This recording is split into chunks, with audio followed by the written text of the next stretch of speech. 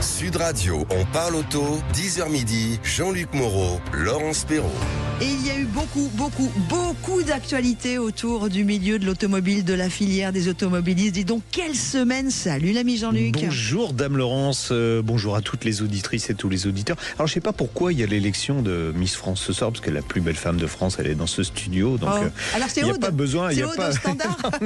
Il n'y a pas besoin de faire une élection, voilà. Oh, mais je l'aime celui-là. Quand on vous dit que le couple On parle auto est sincère, merci l'ami Jean-Luc, c'est mon plus beau cadeau. Voilà. Bon, on va quand même il a réussi à me faire taire pour le coup.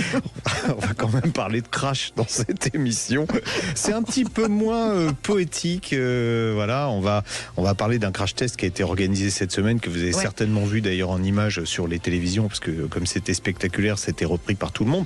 On va tenter d'analyser un petit peu plus ce qui s'est passé que nos confrères qui sont restés sur la vision purement spectaculaire de la chose. On va essayer de rentrer un peu plus dans le détail. Si vous avez des enfants qui roulent avec ce genre d'engin, restez là. Est-ce qu'il faut s'inquiéter ou pas? Vous restez avec nous, on va vous en parler. Et puis surtout, vous avez vous-même décidé effectivement d'offrir ce type de véhicule à votre enfant.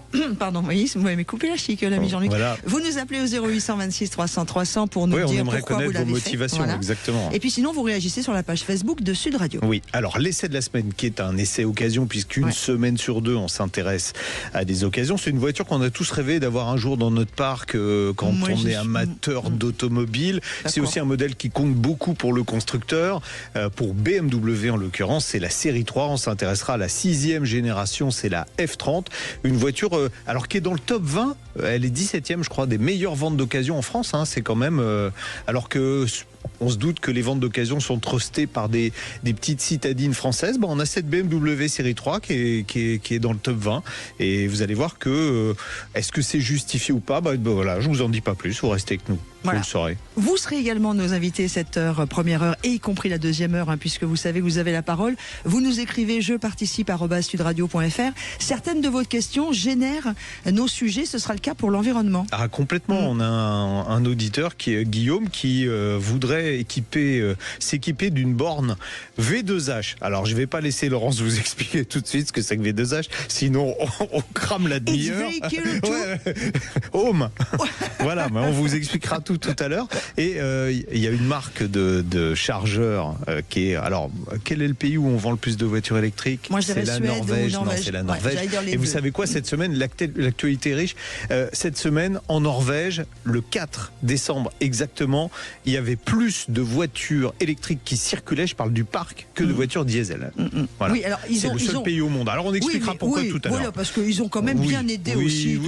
On expliquera tout à l'heure. Côté pneus. Alors côté pneus. Parce que ça. Côté pneus, on n'a pas Dominique Stemfel avec nous. Par contre, on a quelqu'un qui a autant d'humour. C'est Pierre-Xavier Jourdan, le président de Polaire. C'est une marque qui fabrique des chaînes.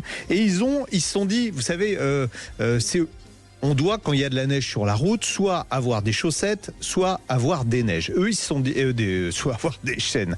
Eux, ils se sont dit, pourquoi on fait pas une chaussette aussi performante qu'une chaîne à neige? Et ils l'ont appelé, alors j'adore, parce que ça s'appelle Show. Comme un show, c'est le show. Show, plus loin, enfin à côté 7. Show 7. Okay. Voilà. Voilà. Il y en a qui ont de l'imagination, d'autres un peu moins. Donc c'est la chaîne à neige textile. C'est la première chaîne textile du monde. On parlera aussi du péage en flux libre, ça fait un an. Ça fait un an cette semaine. Une actu complètement démentielle cette semaine. Ça a fait un an. Alors on en est où? Tiens, combien de personnes n'ont pas payé le flux libre? Est-ce que les étrangers payent? Est-ce qu'il y a encore des bugs? Souvenez-vous, à l'époque, quand ça a été lancé, les gens qui avaient des voitures de location, ils payaient pas le péage, et puis c'est les loueurs qui se retrouvaient 15 jours, 3 semaines, un mois après, avec un péage majoré. Est-ce qu'il y a encore de la tolérance si vous oubliez, entre guillemets, de payer? Exactement. Voilà, on saura ça avec Vincent Fanguet, qui est le directeur d'exploitation de la SANEF. Et on parlera Youngtimer avec... tiens, regardez. Alors ça, je me suis régalé. On peut plus l'arrêter ce matin. Je me suis régalé, j'ai lu, c'est un numéro hors série de Youngtimer Magazine. Ils refont le match France-Allemagne. On a quand même, c'est une spéciale dédicace à l'un de nos auditeurs, Cédric, qui adore que l'on parle des Youngtimer. Alors il y a des matchs dedans. Peugeot 205, GTI 1.9 litre, Golf 2, GTI 16S. Qui gagne? Tintin, suspense, vous le saurez tout à l'heure. Voilà, tous les matchs de l'époque qui sont rejoués. et pas avec forcément les résultats qu'on attend. Est-ce qu'on peut aussi commencer par une bonne nouvelle pour tous les Français ? Il y en a plein de bonnes nouvelles cette semaine. L'histoire du contrôle technique, alors, tous les ans, à partir de 10 ans, c'est enterré normalement. Ça a été enterré par l'Europe. Alors, il n'y a pas que ça que l'Europe a enterré. Le contrôle technique pour les motocyclettes, moins de 125 cm3, l'Europe ne le réclame plus. Ça ne veut pas dire que la France peut pas le maintenir. Ah non, parce que des fois, la France, elle fait des choses toute seule, donc, comme les malus, par exemple. C'était prévu la semaine prochaine, donc on attaquera l'heure en parlant de toutes ces modifications du contrôle technique. Il y a autre chose, normalement, le 10 septembre qui doit... Oui, vous allez me dire, ça y est, on est en train d'exploser le timing. Mais c'est suffisamment important parce qu'on en parle aussi la semaine prochaine, Laurence. C'était pas ça. 2035, la fin des moteurs thermiques. Oui, non. A priori, l'Europe dit non. Oui. On attend le texte, mais on en parle en détail la semaine prochaine. Avec plaisir. Non, c'est pas ça, c'est notre ami Jamel qui réalise cette émission qui dit on vient de battre le record du sommaire le plus long de l'histoire. D'accord. Okay. Donc vous l'avez. On commence alors. Vas-y, Jamel. Attends, on accueille Aude quand même, quitte à faire plus long. Aude qui est au standard et qui vous accueille aussi, vous l'avez compris, Jamel, qui est à la réalisation. Là aussi, vous l'avez compris, on va encore passer 2 heures magnifiques ensemble. Et puis tout de suite, on va au crash. Allez. Sud Radio, on parle auto et de sécurité. Avec Sécuritest, prenez rendez-vous en ligne pour votre contrôle technique dans un de nos 1000 centres sur securitest.fr. Et puis surtout, vous pouvez bien sûr réagir sur la page Facebook de Sud Radio. Allez nous récupérer l'émission On parle auto, vous allez nous trouver à un moment ou à un autre sur la page Facebook. Et puis vous pouvez nous écrire je participe @sudradio.fr pour nous poser toutes vos questions. Vous serez nombreux à nous rejoindre aujourd'hui, on en est ravis car cette émission est la vôtre. Alors, le crash test d'une voiture sans permis, on l'a déjà vu en images sur pratiquement toutes les chaînes de télé. C'est l'assureur MMA qui a décidé de faire ce premier crash test de voitures sans permis. Il y a de plus en plus de voitures sans permis qui circulent sur les routes. 282 500 voitures sans permis qui circulent actuellement. C'est une hausse qui est assez spectaculaire, malheureusement. Alors on va dire que c'est statistique, c'est mathématique. Il y a une hausse également des accidents. Alors pour ceux qui nous suivent sur Facebook ou qui regardent l'émission en vidéo sur la chaîne YouTube, on va vous mettre les images. Comme ça, vous allez pouvoir vous rendre compte de ce qui se passe. Les images du test. Les images du test. Alors ça a été fait par un pilote professionnel qui était au volant d'une Peugeot, un break 206, qui percute donc, là on a les images pour ceux qui regardent au ralenti, qui percute de côté une Citroën Ami. Alors pourquoi une Citroën Ami ? Parce que c'est la plus vendue, en particulier aux adolescents, des voitures sans permis. Pourquoi ? À partir de 14 ans. Pourquoi ? Parce qu'elle est pas chère. On a un tarif qui est aux alentours de 8 000 €. Donc il y a beaucoup de parents qui décident, plutôt que de payer un cyclomoteur à leurs enfants, de leur acheter une petite voiture sans permis. D'ailleurs, il y a certains parkings de lycées qui sont remplis de Citroën Ami. C'est assez rigolo. La question, c'est est-ce qu'on est en sécurité dans une voiturette ? Première chose, les voitures sans permis, quadricycles lourds à moteur, ne sont pas soumis à un crash test pour l'homologation. Ça veut dire quoi ? Ça veut dire que le constructeur peut faire ce qu'il veut. S'il veut faire une voiture en chewing-gum, il a le droit. Alors je vous rassure, c'est pas le cas. Les constructeurs sont sérieux. Bon là, c'est Citroën avec l'Ami. Ligier, qui fabrique aussi des voitures sans permis, nous garantissent qu'ils essayent dans la mesure du possible. Pourquoi je dis dans la mesure du possible ? Parce que on a un poids limite pour ce type de véhicule. Donc il ne faut pas dépasser, je crois que c'est 450 kilos, donc forcément vous ne pouvez pas mettre une structure extrêmement lourde. Vous avez aussi une puissance qui est limitée, donc on ne peut pas mettre non plus une structure lourde à cause de ça, sinon le véhicule n'avancerait pas. Ils sont limités par construction à 45 km/h.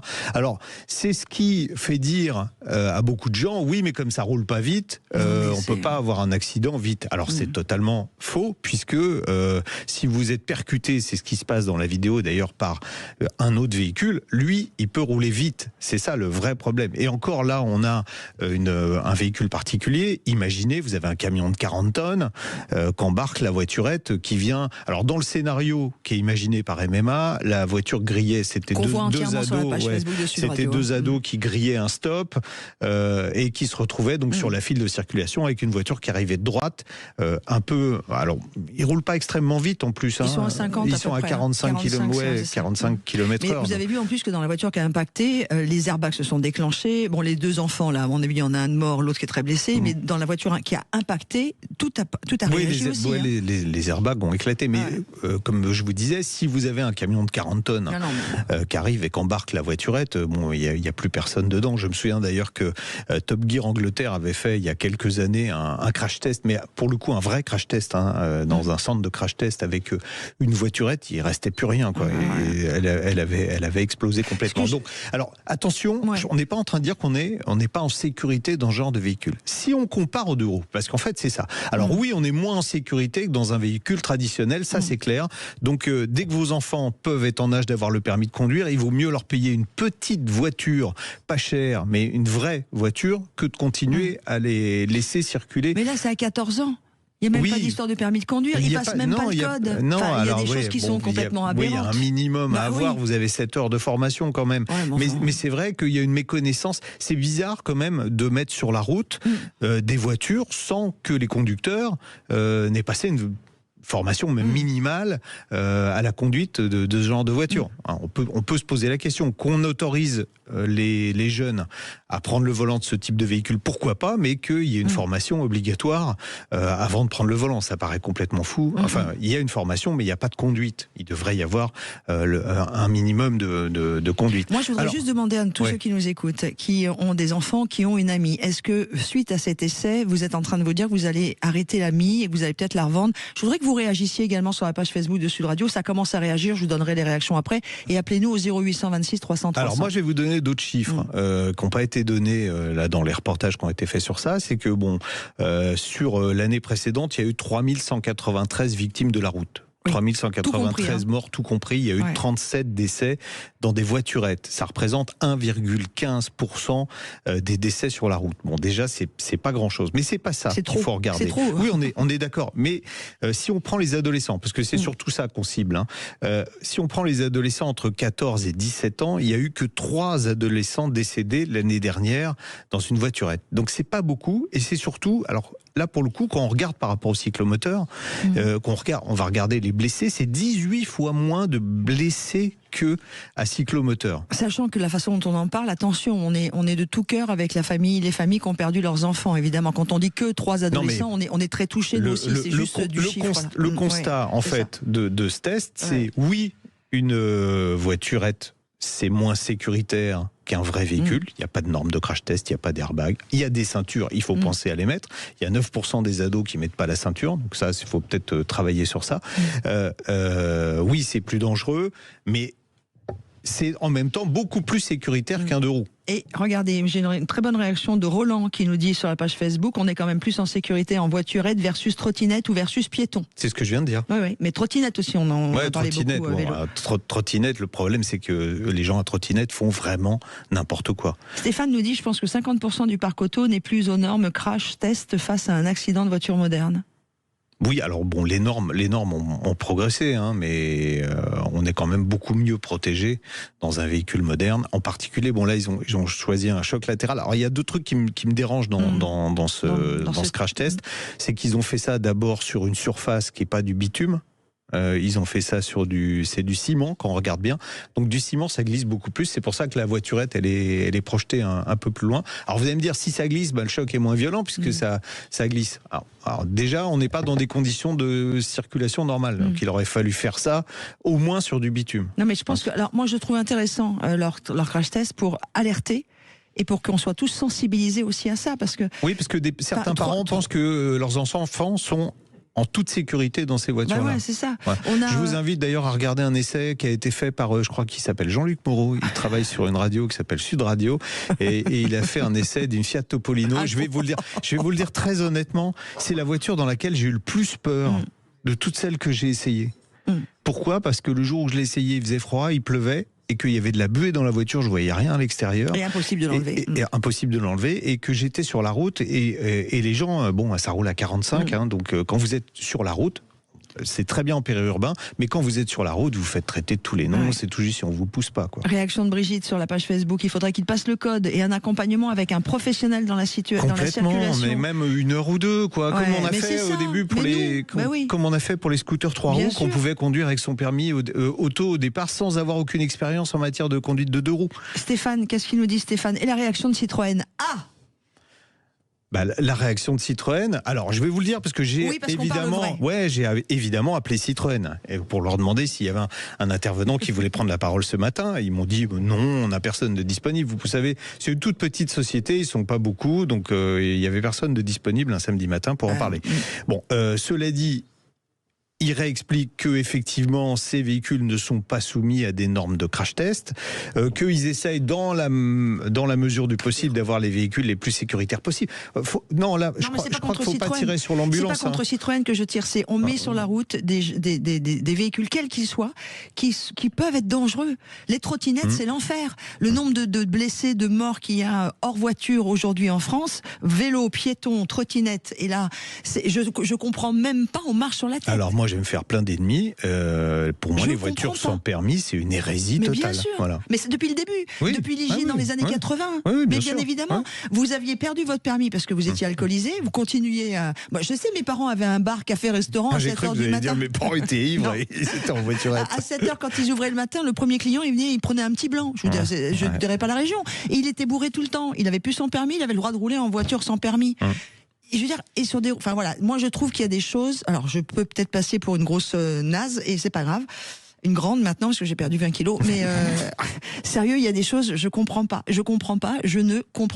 Bon. Voilà, ça me dépasse. Eh bien, on va râler dans cette émission. Et si vous avez envie d'entendre râler encore, restez avec nous, parce que juste après la réclame, on a Frédéric qui va hurler. On va parler airbag. Et là, vous allez voir, il y a du scandale, il y en a aussi. Allez, faisons ça. Restez avec nous, réagissez sur la page Facebook. Une émission spéciale scandale. Si vous avez des trucs à dénoncer, n'hésitez pas, vous nous appelez. Oui, 0826 300 300. Aude, elle est douce. Elle n'est pas en colère comme moi. La seule qui sera douce aujourd'hui. Sud Radio, on parle auto et de sécurité. Sud Radio, on parle auto, 10h midi, Jean-Luc Moreau, Laurence Perrault. Et vous le savez, cette émission est la vôtre. Vous pouvez soit nous appeler au 0826 300 300, notre super Aude est là à vous accueillir, ou sinon, vous nous écrivez. On a reçu encore énormément de mails cette semaine, on est très très heureux de cela. Je participe @sudradio.fr, vous mettez on parle auto dans votre mail et toutes vos coordonnées pour que nous puissions vous rappeler. Et c'est ce qu'a fait Frédéric. Bonjour Frédéric. Bonjour Frédéric. Bonjour Dame Laurence, bonjour Jean-Luc que je suis depuis bien longtemps évidemment. Oui, mais c'est normal. Avec travers une revue Voiture écologique qui est toujours utile puisqu'elle montre à quel point l'évolution a été terrible en 14, même pas 15 ans d'existence de la revue. C'était quoi comme revue ? Mais en fait, j'ai fait 2 revues qui parlaient de voitures et d'environnement, mais bien avant tout le monde, parce que j'ai commencé à parler de l'éthanol en 2004, des voitures électriques en 2005. C'est pas parce que vous êtes tout plus vieux. Voilà, non, j'avais un petit peu d'avant. J'ai dénoncé les dérives du diesel 10 ans avant le Dieselgate. Donc voilà. Bon. Et tout ce que j'ai écrit, c'est ça qui me plaît aujourd'hui quand je relis, parce que je les ai évidemment chez moi. On est deux. Voilà, quand je relis, je me dis je m'étais même pas trompé quand même. Mais elle n'existe plus cette revue ? Non, ça s'est arrêté, on va pas rentrer dans les détails, ça s'est arrêté en 2014. Non. Bon, là, on va continuer à râler. En plus, l'actualité cette semaine, actualité malheureuse, puisque je crois que c'est à La Réunion, il y a eu encore un décès lié en fait à un airbag Takata. Est-ce qu'on oui. Fred ? Je suis là. Oui. Il nous raconte ? Oui, non, mais on parle pas de l'accident de La Réunion. Frédéric va nous expliquer ce qu'il fait et va nous expliquer que le scandale, il est beaucoup plus important que ce qu'on imagine encore. Absolument. Donc, Dame Laurence, on s'est vu rapidement le mardi de l'inauguration de Equipoto. Ah, quel salon pour les professionnels que j'adore. Voilà. Et donc, effectivement, je travaille dans la sphère professionnelle et c'est à titre privé que je vous appelle, mais je suis directeur technique d'une société qui organise des ventes et qui vend plusieurs dizaines de milliers de véhicules par an. Et donc on vend à des professionnels mais aussi à des particuliers et le Takata ça concerne tout le monde et nous on a pris à bras le corps ce problème dès février avec l'évolution de la réglementation du contrôle technique qui laisse sous-entendre qu'il y a potentiellement une présence d'airbag, donc on vérifie on annonçait. Et on en parlera, je vous coupe, excusez-moi Frédéric, mais on en parlera la semaine prochaine, puisque vous avez vu que l'Europe, en fait, il n'y aura pas de... en fait, vous aurez peut-être une contre-visite, mais ça ne sera pas un défaut immobilisant pour le véhicule, le fait que les airbags ne soient pas changés. C'est l'Europe qui vient de dire ça. Donc on en rediscute la semaine prochaine. Mais intervenir parce que c'est pas l'information que j'ai hier soir des réseaux de centres de contrôle. Vous avez quoi comme information? Ça va au 1er janvier, ça tombe. Ouais, voilà. Mais on en parlera, donc ça tombe bien, on en parlera la semaine prochaine. On aura Laurent Palmier de SGS avec nous pour en parler. Donc depuis juin, où il y a les stop drive, on pointe, on immobilise et on fait faire le nécessaire, soit à nos apporteurs, soit en interne, pour changer les airbags. Et donc là, je suis confronté à des fournisseurs qui me disent sur telle marque, un groupe allemand bien connu. Allez-y. On parle vrai sur Sud Radio, alors, donc il faut dénoncer les gens qui font pas leur boulot, c'est tout. Oui. Alors là, en l'occurrence, c'est le groupe Volkswagen. Donc là, en l'occurrence, c'est de l'Audi, où on envoie des courriers aux clients. Donc ça, j'en ai déjà vu passer sur des véhicules qui sont pas en stop drive gouvernemental, c'est-à-dire après 2011. Mais moi, j'ai des véhicules qui sont d'avant 2011. Et donc, j'ai fait mon Jean-Luc. J'ai appelé Audi France. Et ça m'a coûté une demi-heure de négociation pour leur faire comprendre que le danger était immédiat. Et eux me faisaient gentiment comprendre que le danger, il était mortel, mais justement pas immédiat. Oh. Oui, c'est mortel, mais c'est pas grave. C'est pas possible. Donc, je neutralise la voiture, je l'amène sur un plateau. Vous voyez, et là, ils me disent non, c'est pas l'heure, remettez-la en circulation. C'est pas entendable. Mais vous savez, vous savez, Frédéric, on a eu des auditeurs. Je me souviens en particulier d'un auditeur qui roulait en Volkswagen, à qui on a dit oui, d'accord, vous avez un airbag Takata, mais vous n'aurez pas rendez-vous avant le 2e trimestre 2026. Donc, on lui dit potentiellement vous êtes en danger de mort, mais on va pas pouvoir régler ça tout de suite. Revenez à l'occasion. Donc là, après une demi-heure, à chaque fois, j'ai réussi à avoir une dérogation pour un airbag et avec le garage de mon choix pour faire intervenir sur le véhicule et que la solution soit régularisée. On est là pour vendre des voitures à des acheteurs, on n'est pas là pour leur vendre leur dernière voiture. Voilà, le message il est clair. Ouais. En plus, votre responsabilité pourrait peut-être être mise en cause dans le cas d'un accident mortel. Quelqu'un qui achète par l'intermédiaire de votre société une voiture d'occasion et qui meurt à cause de l'airbag Takata, on pourrait se retourner contre vous. Oui. Tout à fait. C'est pour ça qu'on nous prend les choses très au sérieux et on neutralise depuis cet été, au fil de l'eau, les voitures. Donc ça prend du temps. Il faut interroger tous les châssis sur les sites constructeurs. Et il y en a, c'est pas des copier-coller, je peux vous le garantir. Il faut taper les 17 caractères. D'accord. Et ça représente... Ça représente combien de véhicules, ces véhicules qui posent problème avec des airbags qui n'ont pas été remplacés et dont les constructeurs estiment que c'est pas urgent de faire le remplacement?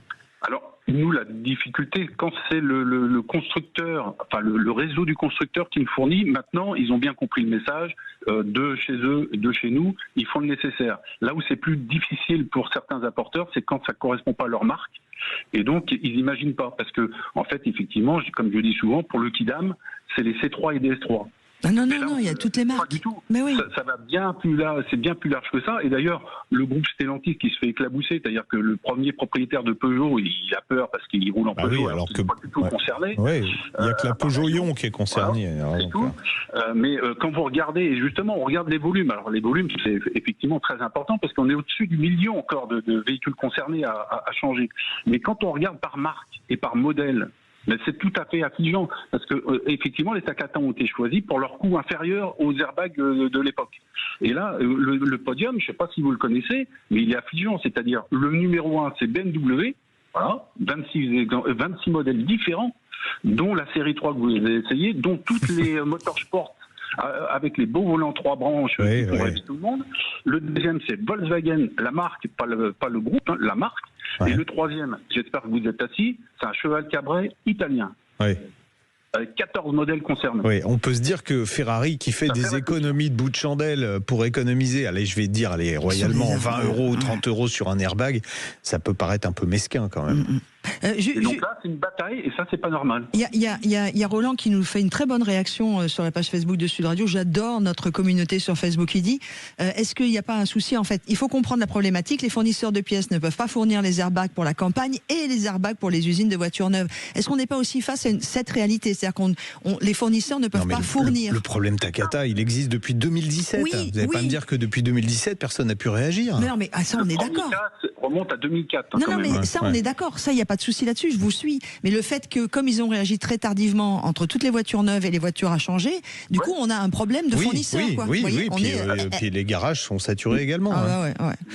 Les garages, les constructeurs se plaignent d'un autre côté que la NTS ne leur fournit pas les bons renseignements pour identifier les véhicules et les localiser.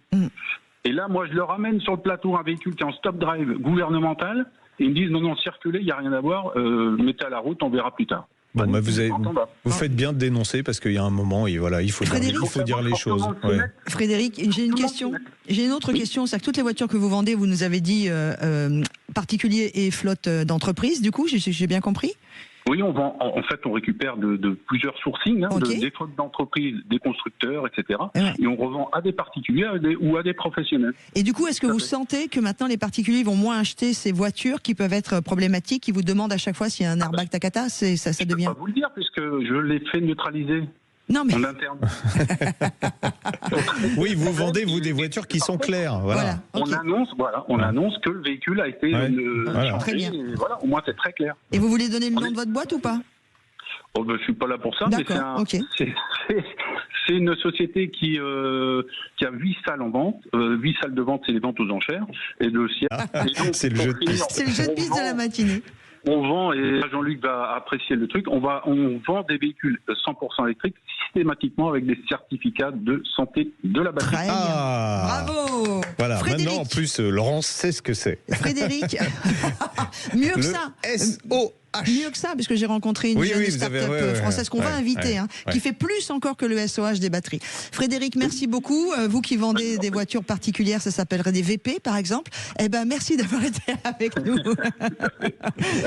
Comprenne qui peut pour l'indice du jour. On vous embrasse et merci de nous avoir écrit. Dernière chose, sur la voiturette, vous n'avez pas parlé de l'état de la batterie. Oui, mais on peut pas parce que alors c'est un autre sujet parce que là, il y a un vrai sujet entre les moteurs 48 volts qui crament et les batteries qu'il faut changer assez rapidement. Mais ça, c'est un autre sujet. On parlait du crash test là. Au Père Noël, Monsieur le Père Noël, Patrick Roger, parce qu'il s'appelait comme ça le Père Noël. Non, mais on a des gros sujets, ou alors 2 émissions par semaine. Il va falloir qu'on trouve une solution. Merci beaucoup, Frédéric. Allez, dans quelques instants, on va essayer une voiture d'occasion. Il va nous rester 3 minutes pour le faire. Non, j'exagère. Je vous taquine, l'ami Jean-Luc. À tout de suite, restez avec nous et continuez de réagir sur la page Facebook de Sud Radio. Vous êtes très nombreux et c'est bien de partager cette émission avec vous et pour vous. Sud Radio. Sud Radio. Parlons vrai. Parlons vrai. Sud Radio. Parlons vrai. Sud Radio, on parle auto et on prend le volant. Et vous l'avez compris, cette émission ce matin avec toute l'actualité va être un tout petit peu bouleversée, mais on va faire tous nos rendez-vous. Et tout de suite, on parle auto avec l'essai de la semaine. 1 semaine sur 2, c'est une voiture d'occasion. Et vous allez voir des images sur la page Facebook de Sud Radio. Et on reçoit Julien Berthaud, journaliste à Cardisiac. Bonjour Julien. Bonjour Julien. Bonjour Laurence, bonjour Jean-Luc.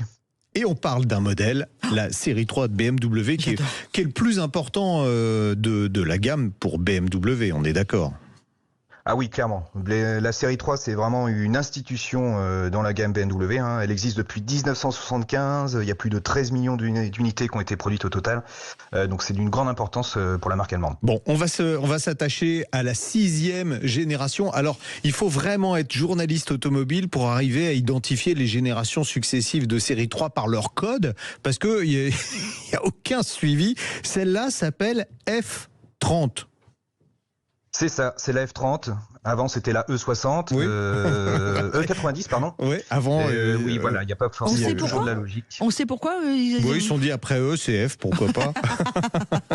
Oui, voilà. Vous savez, c'est comme pour la 911, où normalement, la Porsche 911, elle est désignée par. On dit Porsche 911, mais elle est désignée par un numéro interne, donc la 964, 992. Et tout ça, si vous n'êtes pas un spécialiste 911 et qu'on vous demande de remettre toutes les générations dans l'ordre avec les bons codes, c'est mort. Normalement, vous ne devez pas y arriver. Voilà. Alors, du coup, donc notre BMW. Alors notre BMW, ceux qui ont l'image vont la voir sur la page Facebook de Sud Radio. C'est vrai que Une vraie BM quand même si c'est une petite. Oh, petite quand même. Bon, elle n'est pas si petite que ça, la série 3. Elle est sortie en quelle année, cette F30 ? Alors, elle a été produite à partir de fin 2011, donc elle est apparue début 2012 sur le marché. Donc avec une vaste gamme, parce que plusieurs carrosseries et une palanquée de motorisation assez dingue. Oui, franchement, là, ils ont mis le paquet BMW parce que vous avez la berline, vous avez le break touring, vous avez le coupé cabriolet, le coupé, une version 5 portes GT aussi, et puis des boîtes automatiques, des boîtes mécaniques, 4 roues motrices, des moteurs essence, diesel, hybride, 6 cylindres, enfin vraiment une gamme hyper complète, quoi. Ouais, avec des puissances qui s'échelonnent de 116 jusqu'à 431 chevaux pour la fameuse M3 dont on a tous rêvé, qui n'a pas rêvé un jour d'une M3. Bon, quelles sont les qualités de cette F30 ? Alors chez BMW c'est un slogan, mais c'est pas un mensonge, c'est le plaisir de conduire. Oui. Non, déjà clairement on a la position de conduite, le comportement routier, c'est vraiment une voiture qui est plaisante à mener, qui est vivante, qui est dynamique. Et qui est un peu plus confortable que la génération précédente, parce que pour le coup elle était vraiment ferme en suspension. Une voiture aussi qui est bien finie, parce que c'était pas le cas également de la génération d'avant. Donc là on retrouve de beaux matériaux, des assemblages précis, une belle présentation. Des consommations qui sont très maîtrisées, ça chez BMW. Là ils sont très forts, c'est vrai qu'ils sont très forts. Ouais. Et côté défaut ? Alors côté défaut, alors même si si elle rentre dans la catégorie des familiales, clairement c'est pas une Passat. Donc même si l'habitabilité progresse, on n'a pas énormément d'espace à l'arrière. On a un coffre qui est assez petit, qui fait 480 litres, et même si vous vous dirigez vers le break touring, vous n'aurez pas beaucoup plus de volume.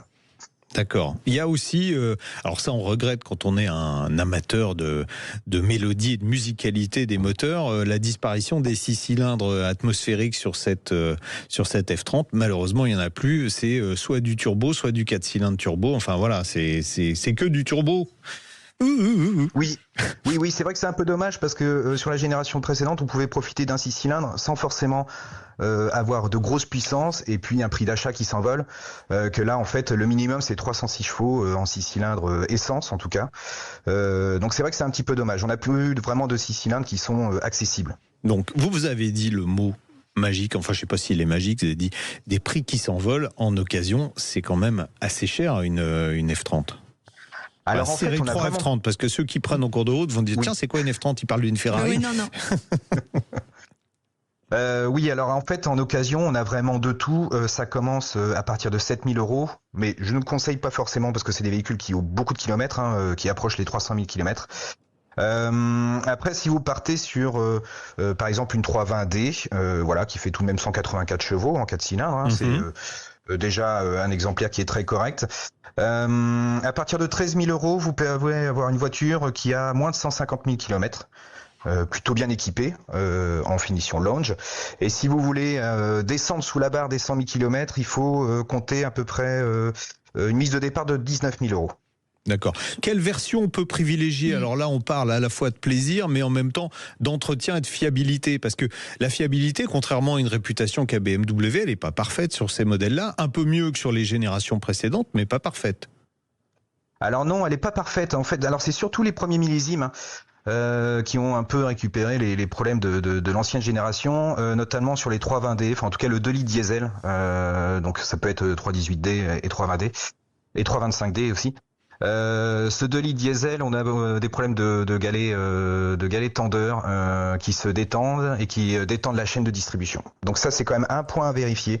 Aussi des problèmes de vanne EGR, bon ça c'est assez commun malheureusement. Ça c'est pour les voitures qui circulent principalement en agglomération ou en périurbain. Si vous faites vraiment de la route. Bon, en plus, comme il y a un choix de motorisation qui est assez vaste, vaut mieux privilégier les diesels ou les essences ? Moi je partirais plutôt sur les essences. Vous partez sur une 320i, ça fait également 184 chevaux, c'est déjà très correct.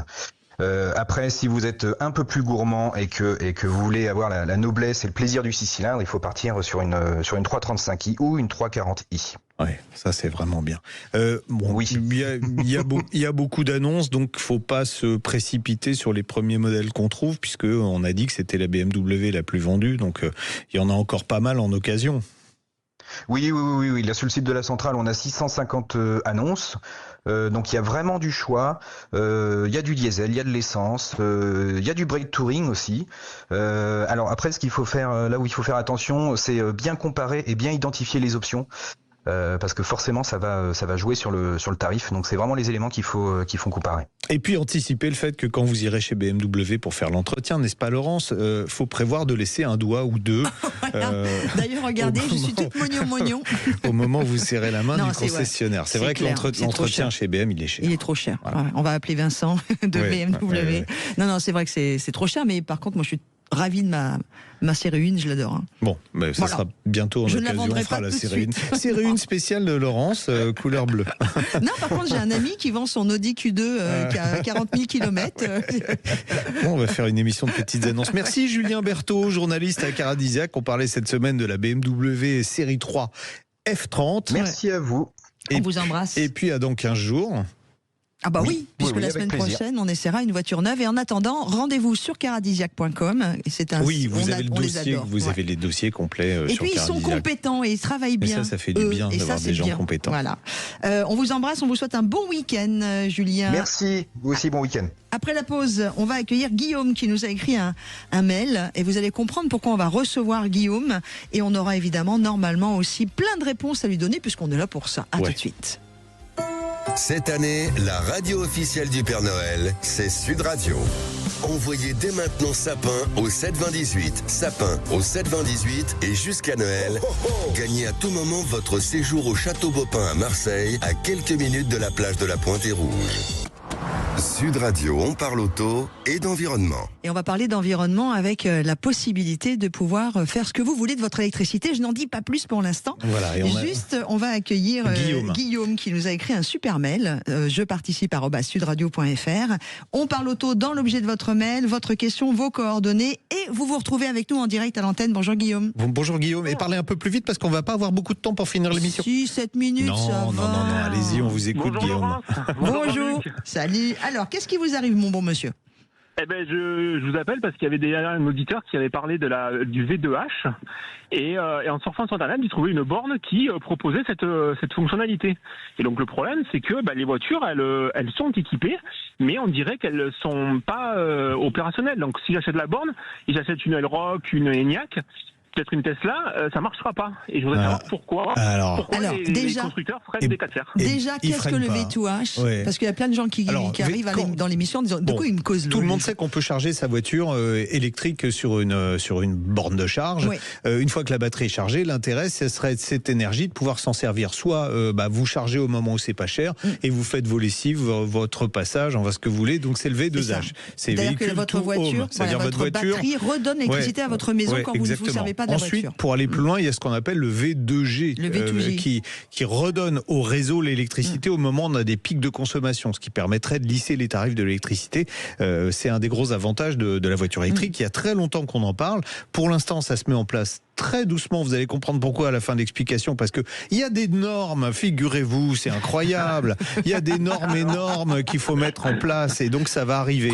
Et alors donc, la borne que vous avez vue quand vous m'avez envoyé un message, vous m'avez dit tiens, j'ai vu une borne qui s'appelle du constructeur Zaptec. Je me suis dit tiens, je connais pas, c'est qui Zaptec. Alors Zaptec, c'est une société norvégienne qui est aujourd'hui un des leaders dans la fabrication des bornes. Alors la Norvège, pourquoi ? Parce que la Norvège, aujourd'hui, on vend 100% de voitures électriques en Norvège. Cette semaine, comme je disais dans le sommaire, le parc automobile électrique a dépassé en nombre le parc automobile diesel en Norvège. Premier pays du monde où c'est ça. Alors j'en entends qui vont dire ouais mais c'est normal parce que la Norvège y subventionne. Alors c'est vrai, grâce au pétrole et au gaz, la Norvège a pu dispenser les véhicules électriques de TVA. Vous imaginez chez nous si ça se passait, en plus la TVA là-bas c'est 27% et tout véhicule hors taxe en dessous de 42 000 euros ne paye pas de TVA. Un pur bonheur pour acheter une voiture électrique. En plus, les tarifs d'électricité sont bas, donc c'est génial. Et la Norvège s'est équipée en voiture électrique.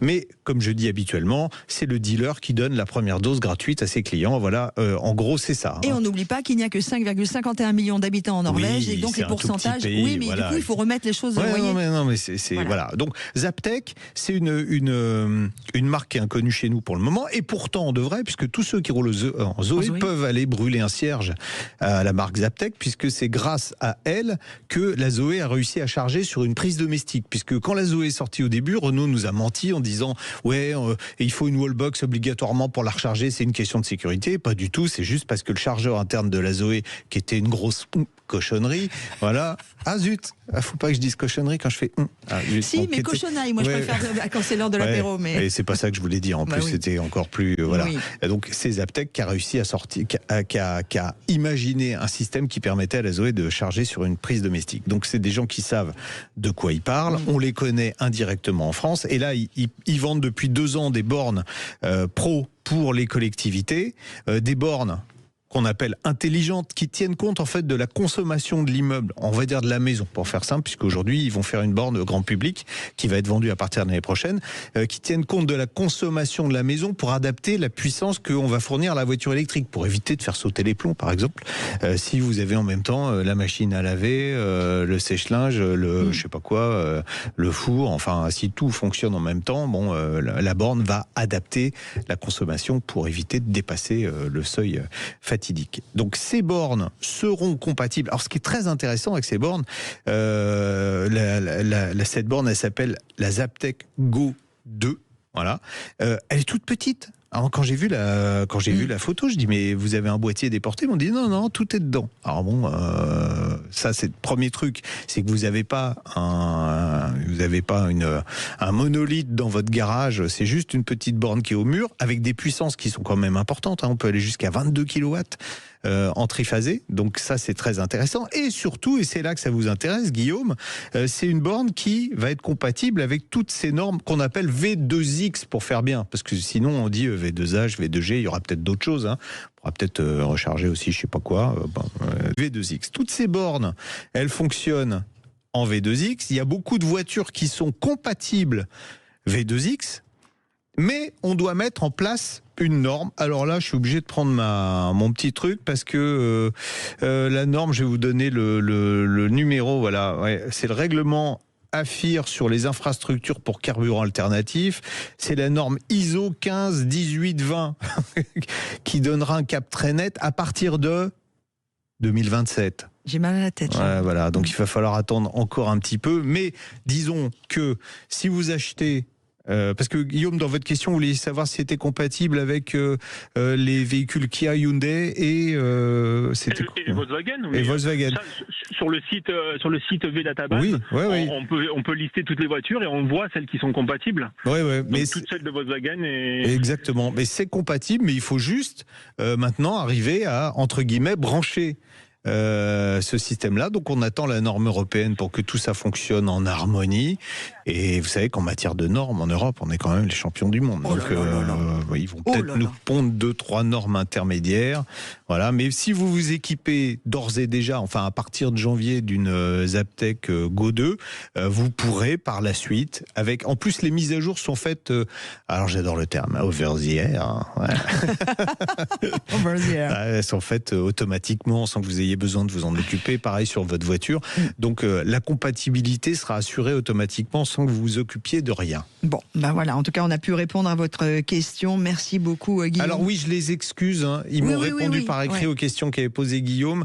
La prochaine fois on les invitera en studio et nous parlerons de tout ça. Et puis pour qu'on ne soit pas par l'ARCOM accusé de faire de la publicité sur une marque, on va en citer d'autres, des marques françaises. Il y a aussi Watt qui fait des bornes, WAAT, Covoltis également qui fait des marques qu'on a déjà reçues. Voilà. Il y a Engie aussi qui fait des bornes. Mais c'est bien d'avoir parlé de ça en général, puisque ce sont eux que vous avez, que Guillaume nous a évoqué. Bon ben voilà, ça c'était pour les bornes de recharge. Et maintenant, est-ce qu'on ferait pas une borne de cadeau ?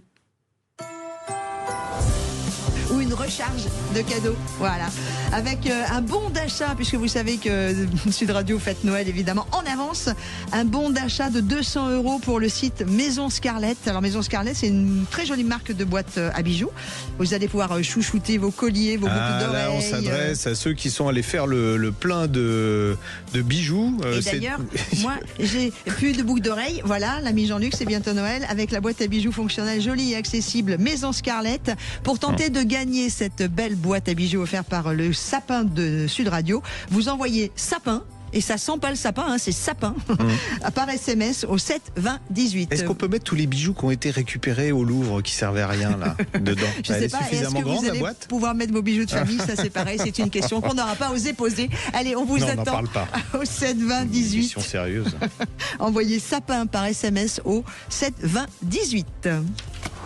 Sud Radio, on parle auto et d'environnement.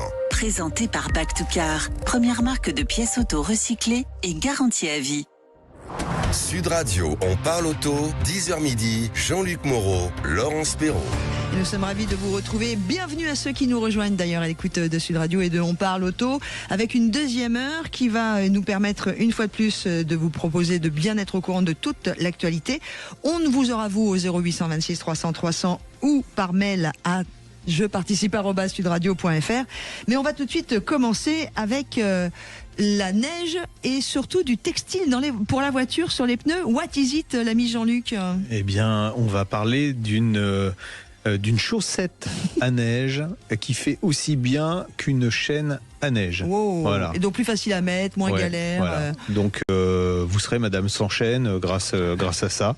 Mais à vous, je resterai enchaîné. Il n'y a pas de plaisir. Jean-Luc.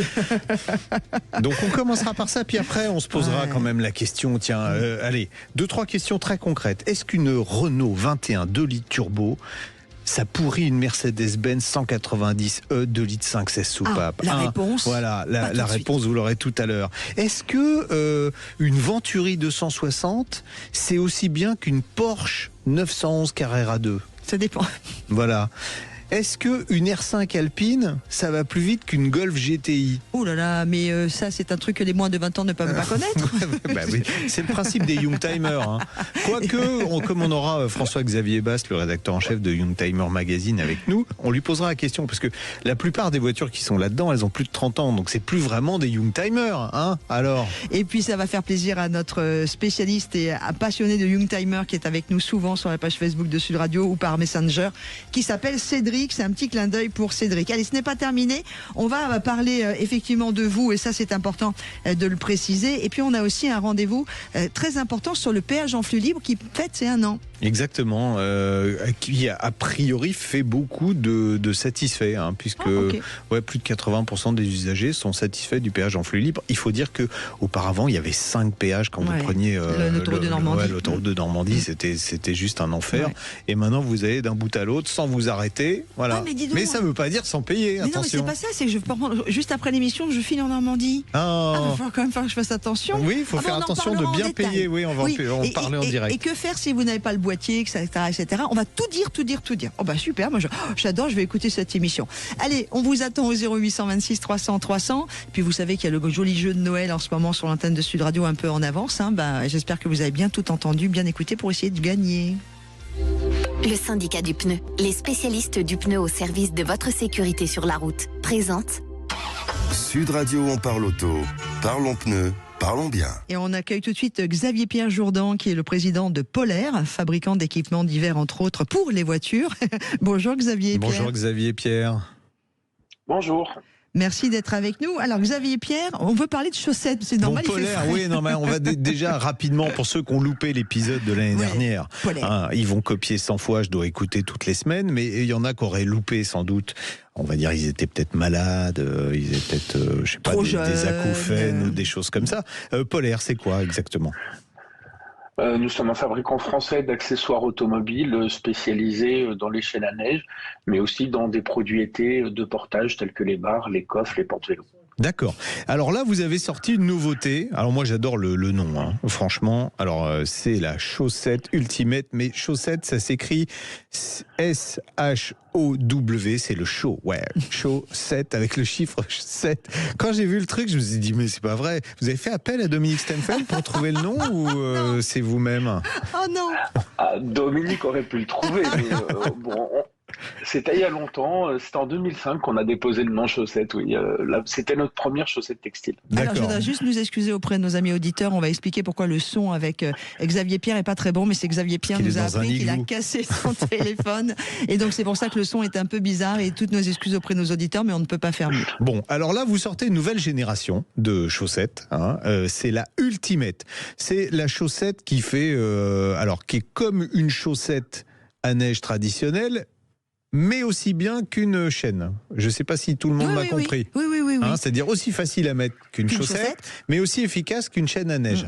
On a même en plus des images, parce qu'on est allé exprès à la montagne mettre des chaussettes. Alors, on regarde ça sur la page Facebook. Expliquez-nous tout. Sud Radio. Alors, c'est effectivement une chaussette très particulière qu'on a développée avec notre bureau d'études en France. C'est une chaussette qui, pour sa résistance, a une inclusion de fils de Kevlar à l'intérieur, qui permet d'avoir un produit qui a une très grande résistance et qui est particulièrement adapté aux véhicules électriques.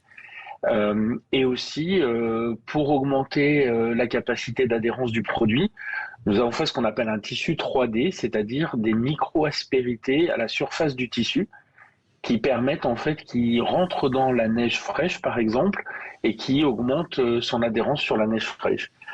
Donc, et après, pour la glace... D'accord, on vous écoute, Pour la glace, on utilise des fibres absorbantes qui permettent d'absorber l'humidité qui est à la surface de la glace et donc d'avoir un tissu qui colle à la glace. Donc les avantages, c'est d'une part, comme je disais, on voit sur la vidéo, tiens, ceux qui nous écoutent à la radio, ils iront voir la vidéo. On voit sur la vidéo, c'est super simple à mettre, alors qu'une chaîne, on a tous un jour ou l'autre galéré parce qu'on n'avait jamais monté les chaînes avant d'être bloqué dans la neige. Mais là, c'est super simple à mettre. Il faut quoi ? Il faut 3-4 minutes quand on sait pas, quand on n'a jamais pratiqué. Mais c'est tellement simple. Oui, c'est ça, il faut 3-4 minutes. En réalité, guère plus ou guère moins qu'une chaîne métal.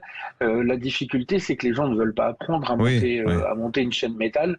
Mais une chaîne métal se monte relativement vite pour un peu qu'on sache la monter. D'accord. En revanche, la chaussette, c'est un produit qui est très intuitif et tout le monde peut monter une chaussette très rapidement sans apprendre quoi que ce soit. Est-ce que je peux demander à notre ami de remettre la vidéo pour que ceux qui nous suivent sur Facebook ou ceux qui écoutent l'émission, allez voir sur la page Facebook de Sud Radio, abonnez-vous, inscrivez-vous, parce qu'on voit le montage extrêmement facile. Oui, c'est super simple. Je peux dire une petite chose, parce que là, tu sais à quoi ça me fait penser ? Non. C'est qu'on n'est pas obligé d'aller à la montagne. On a des fois, ne serait-ce qu'une semaine par an dans nos contrées, ou même plus, de la neige ou du verglas ou des pluies verglaçantes. Donc, il faudrait qu'on en ait tous à la maison. Ça coûte combien ? Je fais pas de la pub bêtement, c'est parce que je trouve votre chaussette géniale. Combien elle coûte ?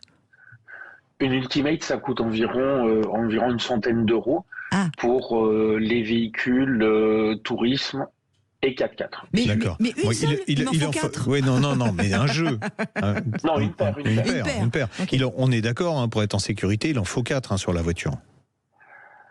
Alors, premièrement, c'est pas possible forcément d'équiper les 4 roues de tous les véhicules. Il faut bien se rapprocher de la notice du constructeur et ne l'utiliser que sur l'essieu qui est préconisé par le constructeur, à minima l'essieu moteur. Et lorsqu'on peut mettre les 4, on a une meilleure adhérence en ayant chaîné les 4. Moi, je vais en prendre. En revanche, on peut sortir de toute situation avec une paire.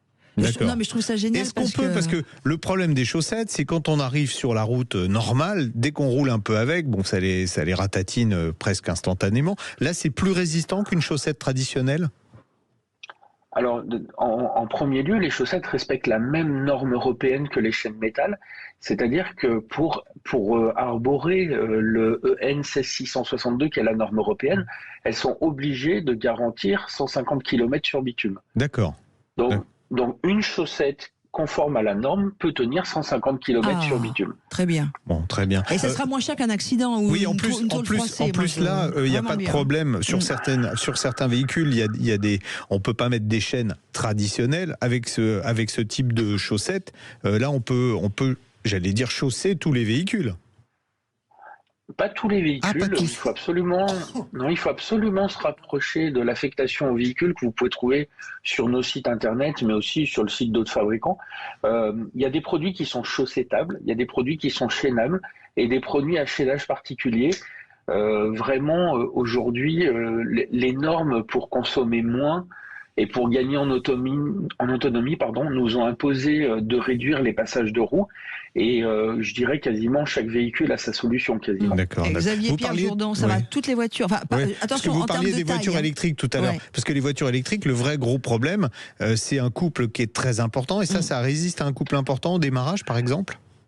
Oui, exactement. On a 2 problèmes avec les voitures électriques. Ce sont des voitures qui sont lourdes et en plus avec des couples importants et un couple disponible immédiatement. Et cette chaussette a été développée notamment grâce à l'inclusion de Kevlar pour résister à ces couples importants. Ça, c'est important de le préciser. Et toute taille. Quand on commande sa chaussette chez vous, la chaussette c'est. Ah mais non, c'est pas une chaussette qui fait de la taille 39 au 43 par exemple. Si j'ai des roues de 19 ou 17 pouces, 16 pouces, elle s'adapte à toutes les tailles de. C'est ça que je voulais dire. Comme élasticité, j'allais dire. Vous voyez, on dit la même chose. Pas toutes. Il faut en gros une quinzaine de références pour couvrir l'intégralité du marché. Mais en revanche, on peut trouver une chaussette pour quasiment toutes les tailles de pneus, y compris les poids lourds. C'est cool. Vous avez copié sur nos anciens qui arrivaient à mettre des tissus adhérents autour de leurs chaussures pour pas glisser dans la neige. Vous avez raison un petit peu. Nos grands-parents pouvaient mettre des chaussettes de laine par-dessus les chaussures pour pas glisser dans les escaliers l'hiver. Et le principe est exactement le même, hein. C'est avoir un tissu qui absorbe les couches d'eau et qui aussi pénètre à l'intérieur de la neige pour augmenter l'adhérence. En tout cas, moi je trouve que c'est vraiment bien. On les trouve à quel endroit dans les centres auto, un peu partout? On les commande en ligne chez Polaire? Comment on fait? Polaire comme Polaire. Hein. Ouais. Polaire comme Polaire. Non, on trouve nos produits dans les réseaux traditionnels, le centre auto, aussi chez vos constructeurs automobiles, pneumaticiens. Et elle s'appelle Chaussette. Oui, Chaussette, oui. S-H-O-W, plus loin, 7, le chiffre 7. 7, Ultimate. C'est important. Elle a déjà été primée d'ailleurs. Ouais, et moi, excusez-moi, je vais faire ma radio achat, puisque j'ai quand même 20 ans de M6 derrière moi, mais quand je trouve qu'un produit est plus qu'utile et qui peut sauver et des vies et des carrosseries surtout, on est en période où n'hésitez pas à aller voir sur Polaire, P-O-L-A-I-R-E, cette chaussette Ultimate. Franchement, ça peut être. Moi, je vais aller en commander parce que j'ai pas envie de froisser ma voiture cette année. Voilà. Oui. Bon, on vous embrasse. Merci beaucoup, Xavier Pierre-Jourdan. On vous embrasse fort. Président de Polaire, fabricant d'équipements hiver français. Et intelligent. Voilà. Je parle pas que de Xavier et Pierre. Mais des produits. Allez, à suivre, on va retrouver un autre intelligent. C'est Stéphane qui nous a écrit un mail pour nous parler de sa Renault Twingo électrique. Et il l'a écrit sur jeparticipe@sudradio.fr. Et on va écouter sa question dans quelques instants. Sud Radio, on parle auto. Parlons pneus. Parlons bien. Jean-Luc Moreau, Laurence Perrault. Et nous continuons notre émission avec vous sur Sud Radio jusqu'à midi. On accueille tout de suite Stéphane qui nous a écrit un mail. jeparticipe@sudradio.fr. Faites-le. Mettez bien On parle auto dans l'objet et toute votre question et vos coordonnées complètes comme Stéphane l'a fait. Bonjour Stéphane. Bonjour Stéphane. Bonjour Laurence, bonjour Jean-Luc. Comment ça va? Très bien, merci. Vous habitez où vous? À Villeneuve-Loubet, dans les Alpes-Maritimes. Oh. Quel temps là en ce moment? Du soleil, de la douceur, donc comme d'habitude. Un solant, on va. Allez, on vous écoute plus. On raccroche. Villeneuve-Loubet, ça me fait penser à un film que j'adore, c'est un de mes films préférés. Ça s'appelle Ne nous fâchons pas, où Mireille d'Arc a une petite ferme façon ranch à Villeneuve-Loubet. D'accord. Ouais. D'accord. Bon, alors, on vous écoute côté voiture. Alors oui, donc comme je l'ai écrit dans le mail, donc j'ai une Twingo électrique qui date de juin 2023, donc on a acheté neuve. Et début octobre, j'ai eu un problème, elle n'acceptait plus la charge, donc ce qui est un peu embêtant pour une voiture électrique. Pour une voiture électrique, c'est embêtant, je vous le conçois. Ouais. Voilà. Donc elle a été immobilisée parce que j'avais plus beaucoup d'autonomie. Donc Renault Assistance, donc j'appelle Renault Assistance, qui me récupère donc le véhicule dans la journée. Donc là, pas de souci, on était très très rapide. Sauf que donc au bout d'un mois, j'avais toujours pas de nouvelles. Alors je les ai relancés. Ils me disaient oui, il nous faut 3 à 4 semaines pour regarder le véhicule. Bon, je trouvais déjà ça un peu long, mais bon, admettons. Est-ce qu'ils vous ont prêté une voiture dans l'intervalle? Non, même pas. Non. Donc on a dû se débrouiller. Donc après quelques relances, donc on a le verdict. Donc c'est un problème de module de chargeur. Donc, bon, je ne connais pas exactement la pièce. C'est un module de chargeur à remplacer. Et globalement, ils nous prennent 90% en charge. Donc je trouvais ça, bon, je dis ça, 90% en charge, c'est pas mal, sauf qu'il y en a quand même en tout pour 550 € de notre poche quand même. Donc c'était quand même un devis à plus de 5 000 € au global. Bon, je trouve que c'était un peu cher pour un véhicule d'à peine plus de 2 ans. Et surtout pour un véhicule qui coûte pas 40 000 €, quoi. 5 500 € pour juste un module de chargeur. Ça pique un peu les yeux, hein, quand même. Hein. C'est ça, donc c'est ce que je me suis dit aussi pour un véhicule de ce type. En plus, donc, on était déjà plus d'un mois sans véhicule, donc j'étais un peu au pied du mur, donc on a accepté parce que là, il nous fallait vraiment le véhicule pour le foyer. Mais j'ai commencé à regarder un peu cette pièce, un peu sur les forums, etc. Et j'ai vu qu'effectivement, c'était un problème assez régulier sur les véhicules électriques de chez Renault, parce que ça concernait un peu la Zoé, pas mal de Twingo, et j'ai peut-être même vu des gens qui commencent à avoir ce problème sur... attention, c'est pas les mêmes chargeurs, donc faut pas faire l'amalgame. La Zoé avait un type de chargeur que Renault a abandonné complètement depuis, qui était une hérésie, on en a parlé tout à l'heure d'ailleurs. Sur les Mégane, sur toutes ces voitures-là, c'est un autre type de chargeur. Donc moi, j'ai regardé aussi de mon côté parce que, alors, vous avez dû être appelé par Renault. Je pense qu'ils vous ont appelé puisque je leur ai donné vos coordonnées en fait. Hein. Donc, je ne sais pas s'ils vous ont joint ou pas. Plusieurs pas choses. Encore, non. Pas encore. Alors, ils vont le faire. D'abord, ils m'ont dit bon, votre voiture, c'est pas de peau. Hein, elle est plus sous garantie commerciale. C'est à quoi, 2 mois après, c'est ça ? C'est ça. Ouais, à 2 mois après. Donc, eux estiment que la prise en charge de 90%. Au-delà de la garantie commerciale, elle est déjà conséquente, c'est ce qu'ils pensent eux. Moi, j'aurais plutôt pensé qu'on était dans le cadre d'un vice caché et que donc il aurait fallu qu'ils prennent 100%. Bon, maintenant, aller se battre pour récupérer 555 €, je suis pas sûr que vous soyez gagnant au final. Alors, je pense qu'ils vont vous appeler. Comme j'aurais donné vos coordonnées, en fait, alors ce qu'ils m'ont renvoyé moi, ils m'ont dit voilà, sur ce type de pièces, on n'a pas, contrairement à ce que vous disiez vous, ou quand on lit votre mail, on peut avoir le sentiment qu'il y a beaucoup de gens qui sont en panne. Il faut faire attention d'ailleurs aux réseaux sociaux pour ça, parce que ceux qui sont satisfaits, bon, ils vont pas s'exprimer, et celui qui est en panne, si on a 10 et qu'on lit 10 avis de gens qui sont en panne, on a le sentiment que ça y est, tout tombe en panne. C'est pas tout à fait le cas. On n'est pas dans le cas. Ah, je vais le dire. Allez. On n'est pas dans le cas du PureTech. C'est pas des pannes. C'est pas des pannes généralisées. Oui. Bon, il y a sans doute quelques pannes, mais c'est pas un gros problème sur la Twingo, cette pièce. Donc, alors, je pense que comme moi je les ai sollicités, alors ils m'ont répondu sur ces points-là, et comme j'aurais donné vos coordonnées, il est possible qu'ils vous appellent, qu'ils fassent un petit geste commercial. Ils ont tout intérêt à le faire. Donc, vous allez peut-être avoir une bonne surprise. Ils vont peut-être vous rembourser les 555 € que vous avez déboursés, ou vous offrir, je sais pas quoi, une révision gratuite, enfin quelque chose comme ça. Mais en tout cas, ils sont prévenus. Moi, ils m'ont répondu. Ils sont assez honnêtes dans leurs réponses. Quand il y a un problème, en général, ils se cachent pas la tête dans le sable. La politique de l'autruche, ils savent que ça marche pas, parce qu'il y a forcément un moment où on arrive à savoir la vérité. Donc, s'ils avaient vraiment menti sur le fait que ce soit une panne généralisée et en disant, non, finalement, il n'y a pas de problème. Non. Maintenant, les constructeurs ne font plus ça parce qu'ils savent que l'information circule vite, ça leur retombe sur le nez. Donc, quand ils me répondent à moi que non, c'est pas un problème courant, on peut considérer que c'est, je vais pas dire à 100%, mais elle est à 95%, que c'est la réalité. Voilà. D'accord, ok. Donc vous allez peut-être avoir une bonne surprise, puisqu'ils ont vos coordonnées. Voilà. Très bien. Donc, c'était aussi le contexte global, parce que le fait qu'ils ont attendu 1 mois pour regarder la voiture, et dès qu'ils ont regardé, ils l'ont remplacé en 1 semaine. Donc, c'est ça aussi qui était un peu frustrant. Non, mais on est d'accord. C'est toujours frustrant parce que quand on n'a pas notre voiture, en plus, on ne sait pas ce qui se passe. 2, on attend presque 2 mois. Il y a un moment, carrément. On comprend complètement votre position, Stéphane. Et on vous embrasse et on vous souhaite un bon week-end. Et donc, merci beaucoup, Stéphane. Vous me tenez au courant. Vous n'hésitez pas à envoyer un petit mail. Ok. Merci. Bon week-end à vous, et si on ne vous a pas d'ici là, passez de belles fêtes de fin d'année, ça va venir vite. Bon, allez, à suivre.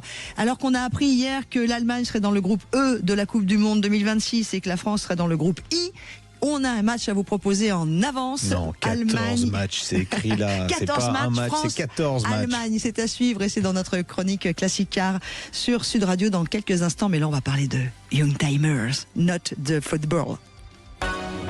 Les Chevaliers du Fiel, 17h-18h sur Sud Radio.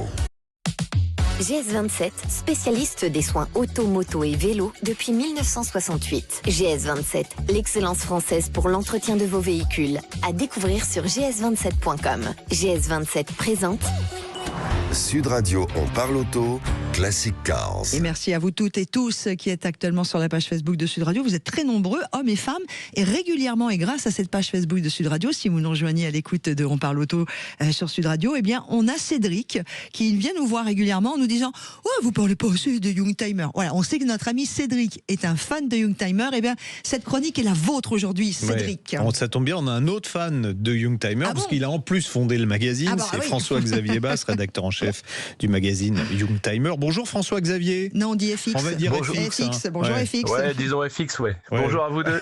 Comment ça va? Vous avez la pêche, ça, on sent que vous avez de l'énergie vous aussi ce matin. Ah oui, j'ai beaucoup d'énergie, ouais. Il n'y a pas de problème. J'ai le hors-série France-Allemagne sous les yeux, donc... Ah bah ouais, hors-série numéro 41, 14 matchs qu'on a tous lus, dévorés quand on est fan d'automobile, quand on était petit. L'ami Jean-Luc, et FX, on parle à des gens qui sont soit fans, pas de souci, de collection, de Youngtimer, machin, mais on a aussi des gens qui connaissent pas bien cet univers. Qu'est-ce que Youngtimer ? Là, le magazine. C'est quoi Youngtimer? Les Youngtimers sont les voitures aujourd'hui qui sont dites de pré-collection, donc, mais plus largement, on va dire que ce sont les voitures des années 80 à 2000. Ok.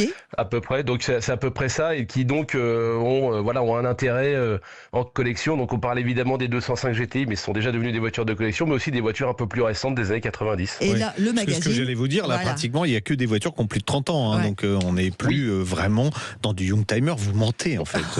C'est ça. C'est horrible. On n'est plus dedans, mais dans l'esprit des gens, on est encore dedans quand même, parce que les années 80, c'est un peu le cœur du réacteur. C'est un peu ces années qui ont fait rêver. C'était les années performance, les années vitesse, etc. Et voilà, c'est un peu tout l'enjeu de ce hors-série, justement, de faire revivre ça. Les années où dans les pubs, je me souviens d'une pub, et vous en parlez dans le... Alors je l'ai dévoré.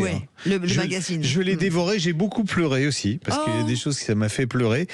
Parce que, allez, je commence par le début, après on parlera de la pub dont je voulais parler. Le match entre la R5 Alpine et la Golf GTI, qui n'a pas rêvé d'une Golf GTI? Et en fait, vous dites dans le magazine, je me suis plus amusé au volant de la R5 Alpine. Alors certes, c'est cocorico, mais comment on peut démonter une légende comme ça? Alors pourquoi? Pourquoi? Alors en fait, ce qui est assez curieux, c'est que finalement les Allemandes restent des voitures très allemandes, c'est-à-dire qu'elles sont toujours très sérieuses dans la manière dont elles sont conçues, et sont des voitures qui se révèlent plutôt sur le long terme au fil des kilomètres. C'est-à-dire que si vous prenez la Golf GTI versus une R5 Alpine, le plaisir quand vous l'avez une journée, il est plus immédiat dans une R5 Alpine parce que c'est plus imparfait, parce que ça fait plus de bruit, etc. Et une Golf GTI, ça va être une voiture qui va être un peu mieux fabriquée, un peu plus parfaite.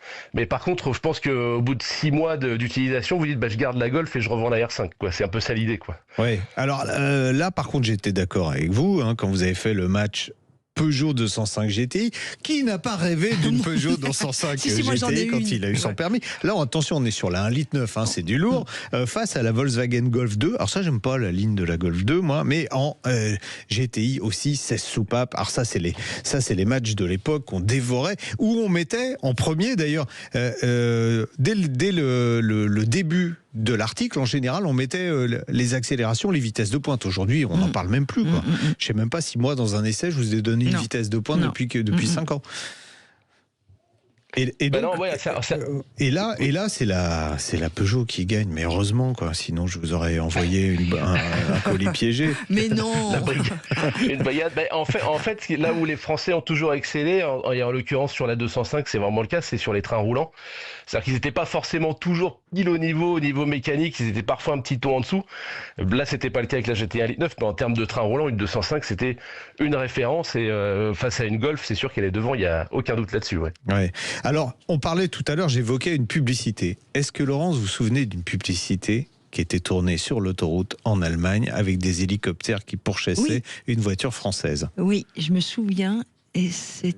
Non, j'ai plus la voiture, mais je me souviens de la pub. Ah, il y a un losange sur le. Oui, mais je me souviens plus laquelle. La R21 Turbo. La R21 Turbo qui était capable. Alors là, vous l'avez opposé quand même à une Mercedes qui coûtait 2 fois plus cher que la R21. Ça veut dire que le mec qui dépensait finalement pas beaucoup, il pouvait aller pourrir une Mercedes sur les autoroutes allemandes. ou une BMW M3 E30 aussi à la même époque. Oui, c'était des voitures qui valaient 300 000 francs, la Mercedes et la BMW, et une R21 Turbo, ça en valait 150 000. Et aussi curieux que ça puisse paraître, effectivement, en termes de performance, on était à des niveaux équivalents, et je dirais même qu'en reprise, grâce à l'effet turbo, la R21 était devant la BMW et la Mercedes. 230 km/h, c'est le titre, hein, avec enfants et bagages. Qui a fait ça? C'était à l'époque. Hein. Oui, c'était à l'époque. C'était déjà interdit. Mais puis c'était en Allemagne. On a plein de réactions de Nathalie qui dit qu'elle a eu une 205 XS. Stéphane qui dit qu'il a skiffé sa Super 5 GT Turbo. Vous voyez, ça fait réagir, les Youngtimers plaisent. Ouais, mais là, alors vous avez même osé comparer deux diesels. Ouh là là. Non, j'adore. Mais deux diesels de pointe quand même. Parce qu'on a pris la CX25 TRD Turbo 2 qui pendant un petit moment a eu justement à l'époque on décernait des lauriers pour les voitures les plus rapides.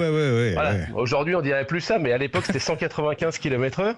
Et puis elle a été détrônée peu de temps après par la Mercedes 300D Turbo qui fait 143 chevaux et qui dépasse les 200 km/h. Donc on a pris deux voitures qui étaient comparables, qui étaient dans la même catégorie à l'époque, mais en réalité que tout oppose à la conduite, parce qu'il n'y a pas plus différent d'une CX qu'une Mercedes W124. Ça c'est clair. Moi j'adorais la CX, mais j'adore encore plus dans vos comparatifs, vous avez compris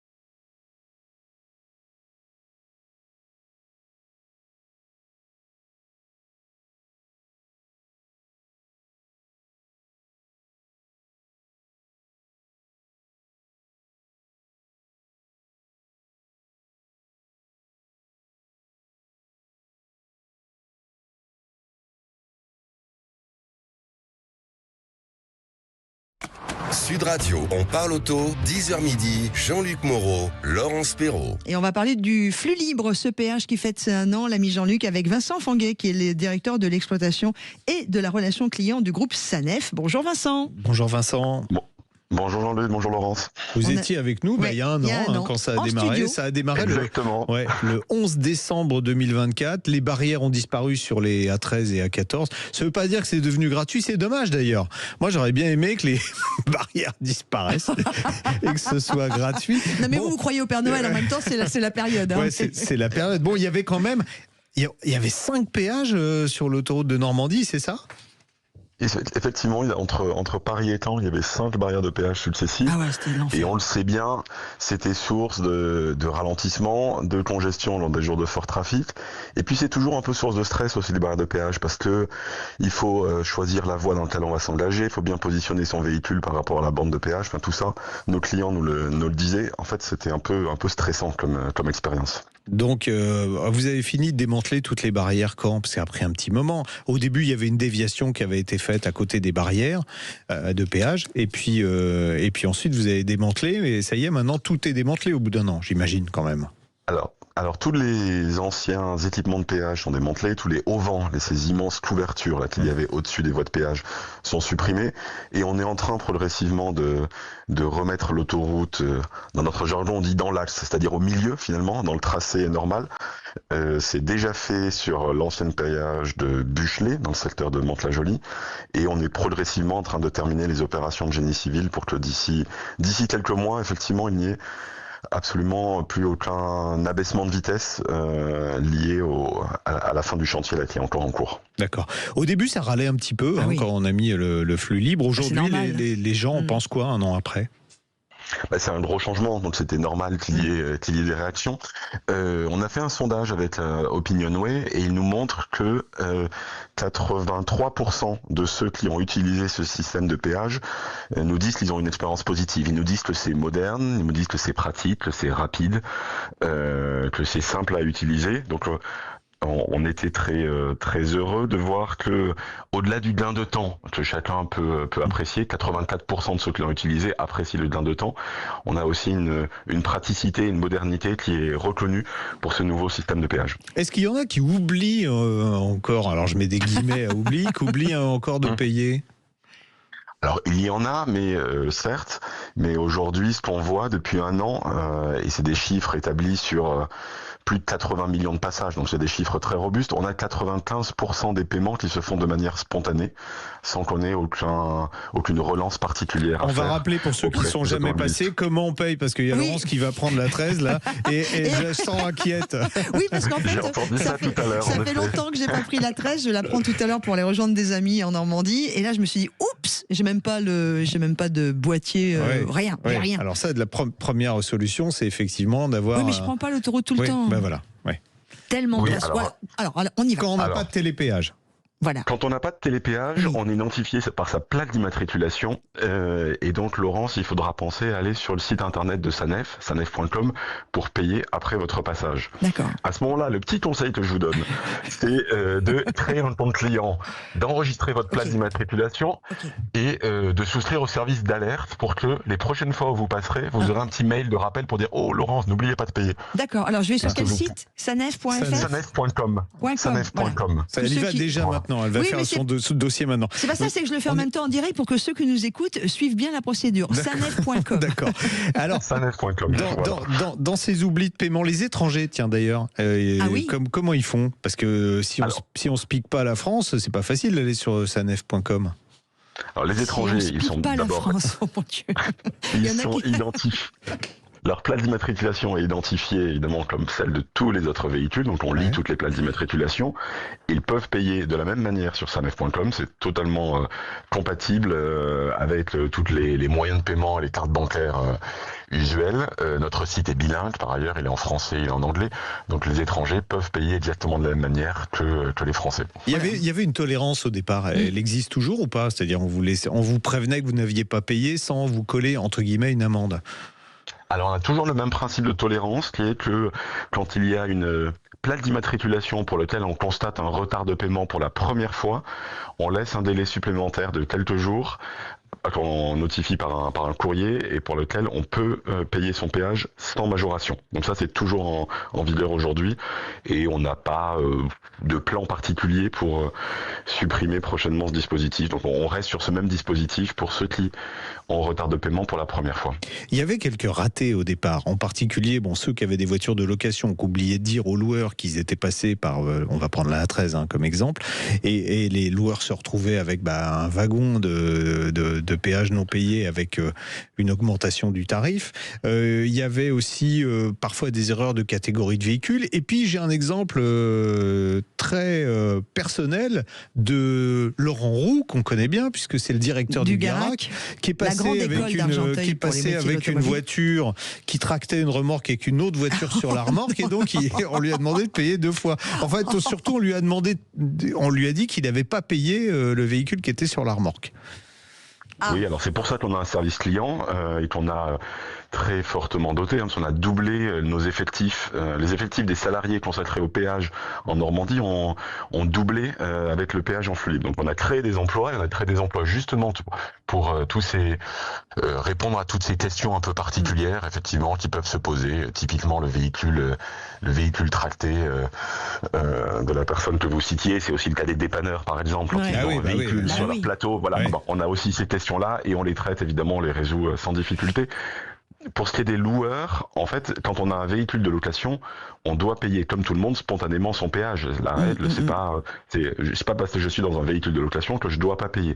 Néanmoins, certains ne paient pas, et à ce moment-là, c'est le loueur qui doit désigner le conducteur, et c'est cette procédure-là sur laquelle on a travaillé. Je vais faire quelque chose que je n'avais pas imaginé faire, parce que la radio, c'est pas la perso, mais puisqu'on parle de dépanneur, un grand message de tendresse et d'amour à la famille Cantrel, qui a perdu Sylvain, qui était un grand boss des dépanneurs de Normandie, qui est parti trop tôt à 55 ans. Voilà, toute l'équipe de On Parle Auto lui envoie toute notre amitié. On vous embrasse beaucoup, Vincent Fanguet. Oui. Et puis Laurence va donc tester en vrai dès ce week-end le flux lié. Voilà. Dites-nous si vous avez une difficulté, on est là pour ça. Ça me fait sourire. Merci beaucoup. Dédier ce voyage à notre ami Sylvain Cantrel, qui est parti trop tôt lundi matin. Allez, à suivre, on va recevoir Mathieu qui cherche une voiture. L'ami Jean-Luc va l'aider. Sud Radio, On Parle Auto. Quelle auto choisir? Et tout de suite, Mathieu nous rejoint. Bonjour Mathieu. Bonjour Mathieu. Bonjour Dame Laurence et bonjour Jean-Luc. Comment allez-vous? Très bien, puisqu'on vous écoute, donc c'est que tout va bien. Mais on vous aime. Love. En plus, Mathieu m'a dit qu'il m'avait dévoré. Alors, donc, dévoré. Et j'avais faim. J'imagine sur les essais de l'ami Jean-Luc sur la page YouTube ou en réécoutant l'émission. On vous écoute. Il nous reste 4 minutes. J'ai contacté Jean-Luc pour savoir si par chance une BYD 6 DMI Touring pouvait être équipée d'un super boîtier éthanol. Alors on y retourne là. Ouais, elle peut. Alors la fameuse BYD avec un nom, franchement, il y a que les Chinois pour filer des noms comme ça aux voitures, c'est très compliqué. J'ai pas bégayé. Ouais. Alors donc vous avez vu l'essai, on va pas refaire le match pour le coup là. L'essai positif, c'est vrai que j'ai été surpris à la fois par l'agrément du véhicule et à la fois par la consommation extrêmement basse. En plus, vous avez un moteur atmosphérique, ça passe. Alors j'ai eu Biomotors en ligne cette semaine pour totalement autre chose. J'en ai profité pour poser la question en disant tiens, est-ce que ça marcherait? En fait, oui, ça marcherait très bien. Alors vous allez perdre le bénéfice de la garantie, c'est peut-être un peu bête. Mais ça passera à l'éthanol absolument sans problème. Et j'en profite pour adresser un petit message à tous ceux qui nous écoutent également. Le ministère, vous savez, on prévoyait dans le budget de ne plus accorder de baisse de taxes sur le superéthanol. Voilà. Bon.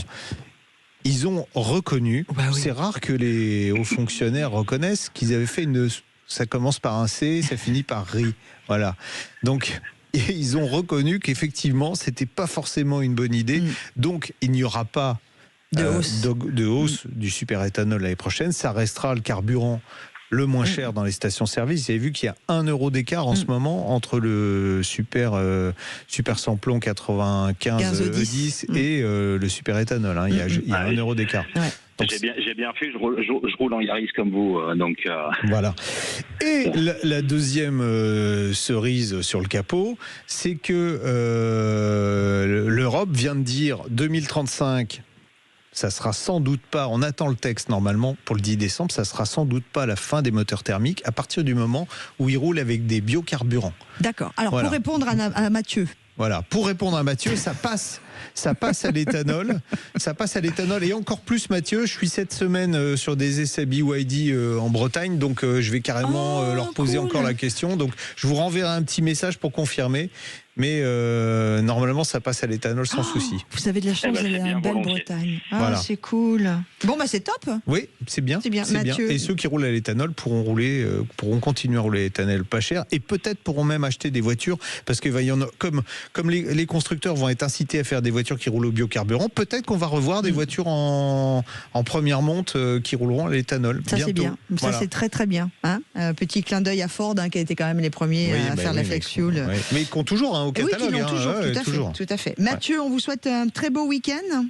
Merci bien, merci à tous et un bon week-end. Et est-ce que, une question entre nous comme ça, Mathieu, est-ce que vous avez commencé à préparer Noël ? Bah oui, c'est en cours. Hein. Ah, eh ben, je pense que... Le sapin sort du carton. Eh ben, vous n'êtes pas les seuls.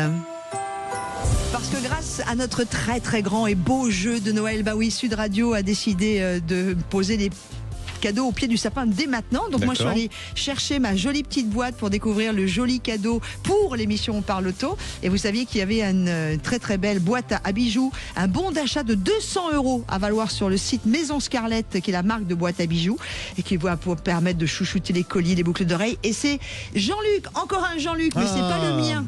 Non, c'est pas vous.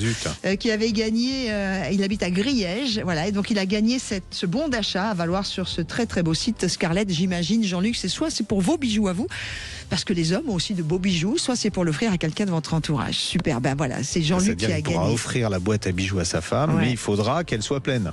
C'est bien, ça lui permettra de faire des cadeaux et donc il va continuer de nourrir l'amour. Quoique nous, les femmes, on n'est pas vénales, hein, pas tout le temps en tout cas. Il habite à Griège, c'est dans l'Ain. D'accord. C'est le pays des montagnes, du comté, du vin jaune et de tout c'est très bon là-bas aussi. Du vin jaune. Bah oui, du vin jaune. Et de très bons chardonnays. On vous embrasse, l'ami Jean-Luc. Oui, puis on se voit la semaine prochaine. Ça va être aussi une émission chargée. Hein. On va parler contrôle technique, on va parler fin des moteurs thermiques en 2035. On va parler de tout ça. Vous allez voir, c'est... Il y a du sujet. Moi, je promets d'arrêter de taper mon micro parce que ça, j'ai pas arrêté pendant l'émission. Merci à Aude d'avoir été notre super collaboratrice, notre compagnonne de jeu avec... le standard. Merci à Jamel d'avoir réalisé cette émission et plein de bonnes choses à Sylvain. On va rendre à la seconde près encore. Et j'envoie tout mon amour, et toi aussi Jean-Luc, à Mobiliance, à Sylvain et à tous les dépanneurs qui sont en deuil aujourd'hui. Bisous, bon week-end. Sud Radio. Parlons vrai. Parlons vrai. Sud Radio. Parlons vrai.